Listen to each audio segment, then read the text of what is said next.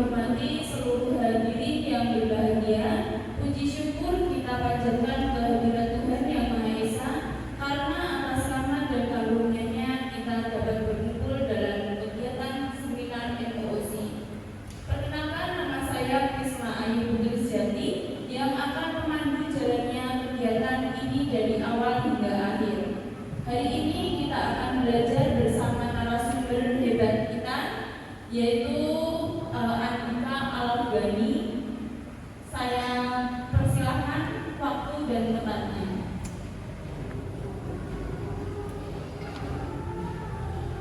Assalamualaikum warahmatullahi wabarakatuh. Waalaikumsalam warahmatullahi wabarakatuh. Selamat pagi. Perkenalkan, nama saya Andika Al-Ghani. Saya bekerja di SD Negeri Pagersari 02 Kecamatan Brebes, Kabupaten Semarang. Untuk mempersingkat waktu, langsung saja.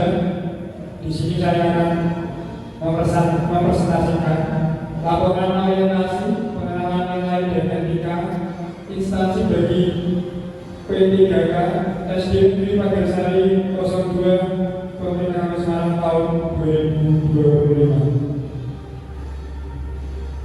Berikut adalah visi dari SD Negeri Pagersari 02. Visinya, terwujudnya peserta didik yang bertakwa, berperilaku luhur, unggul dalam prestasi, dan berkepikiran global.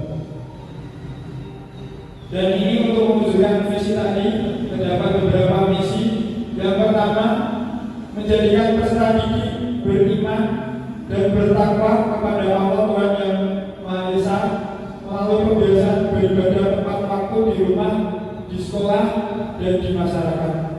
Kebetulan di SD Negeri Pagersari 02 terdapat pembiasaan sholat 2 berjamaah dan setiap paginya ada bacaan ayat suci Al-Quran dan surat-surat pendek di halaman SD Negeri Pagersari 02. Yang kedua, menerapkan pembiasaan senyum, salam sapa, santun dan sopan atau 5S.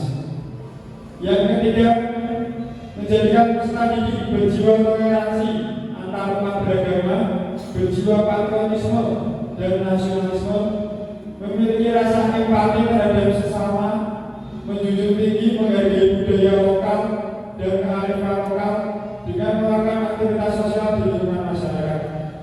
Kebetulan di lingkungan Desa Pagersari terdapat beberapa agama maupun budaya lokal, sehingga SD Pagersari 2 menjadi suatu misi untuk mewujudkan rasa beragama, berjiwa patriotisme, nasionalisme, memiliki rasa empati terhadap bersama, menjunjung tinggi menghargai budaya lokal dan kearifan lokal dengan melakukan aktivitas sosial di lingkungan masyarakat. Yang keempat, menerapkan program membaca 15 menit setiap pagi dan pemantauan berkala serta program semangat bersih. Seperti yang saya katakan tadi, setiap pagi kita ada program membaca wajib 15 menit dan itu dipantau oleh tim dari program baca SD Negeri Pagersari 02. Yang kelima, menyelenggarakan pembelajaran mendalam berdiferensiasi, kolaboratif, dan kontekstual untuk membekali pengalaman belajar lintas budaya inter dan antar negara, lokal, nasional maupun internasional. Yang keenam, menyelenggarakan pembelajaran yang ramah anak, STEM, pendidikan perubahan iklim, dan menggunakan model pembelajaran yang mendorong tumbuhnya kecakupan abad ke-21. Lanjut, ini rencana hasil kerja kepala sekolah yang sudah diintervensi.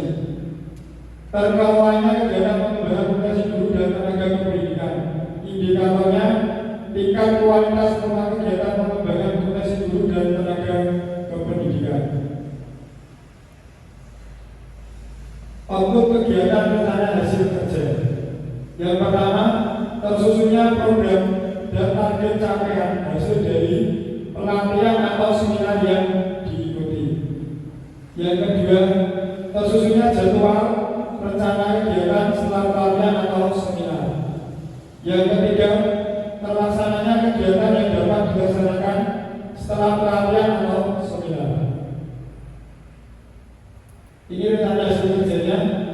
meningkatnya kompetensi melalui peran sebagai peserta kegiatan pelatihan atau bimbingan teknis yang memperoleh sertifikat di bidang pendidikan dan kebudayaan.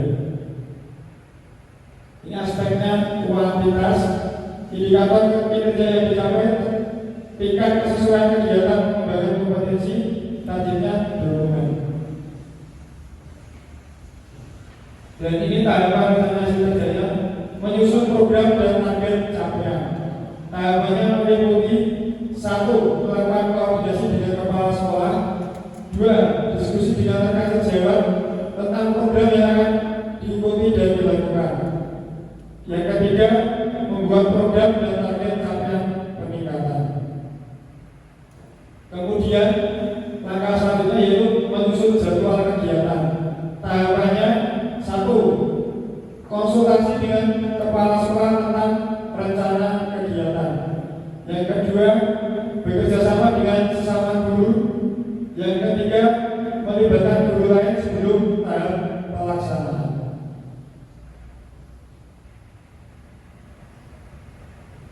Selanjutnya, tahapan yang ketiga, melaksanakan kegiatan seminar atau pelatihan.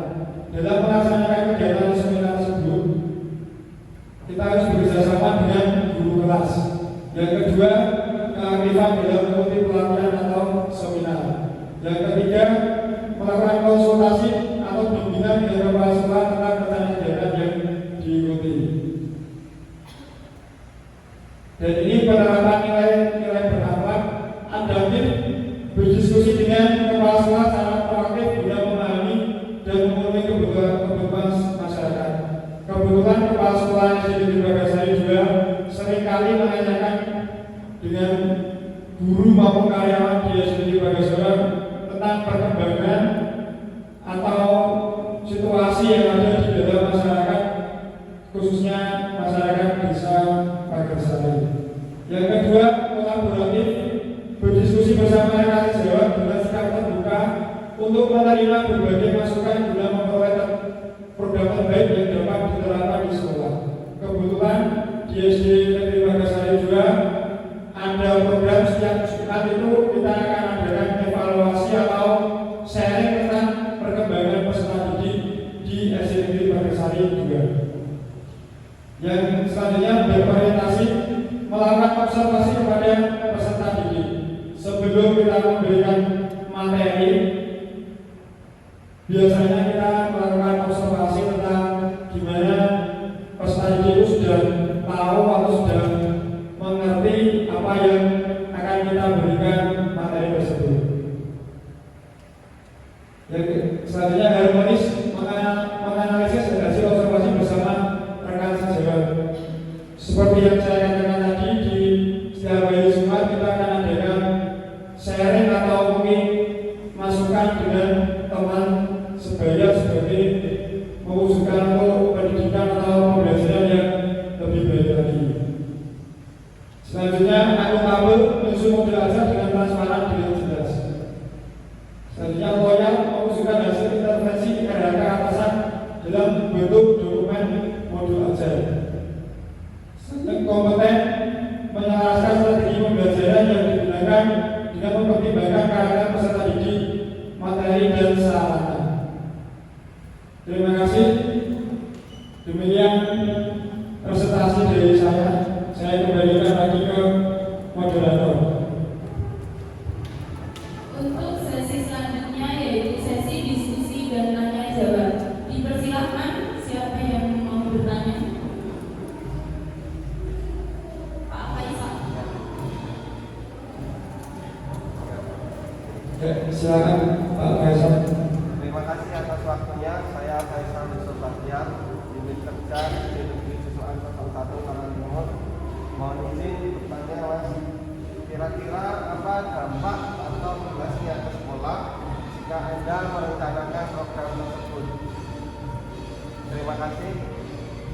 Terima kasih Pak Faisal. Saya langsung saya jawab.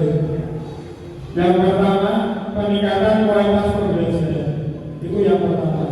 Guru akan memperoleh pengetahuan dan strategi, ilmu dan pengalaman baru, sehingga tingkat kreativitas dan efektivitas tentunya akan meningkat. Yang kedua, meningkatnya reputasi sekolah. Guru yang aktif melakukan seminar atau berdiskusi itu merupakan komitmen terhadap perkembangan, sehingga sekolah dengan masyarakat percaya dan kerjasama antara masyarakat dan sekolah itu akan terjaga. Terima kasih. Saya kembalikan ke moderator. Baik, sudah cukup ya. Oke. Sesi selanjutnya adalah masukan dari mentor.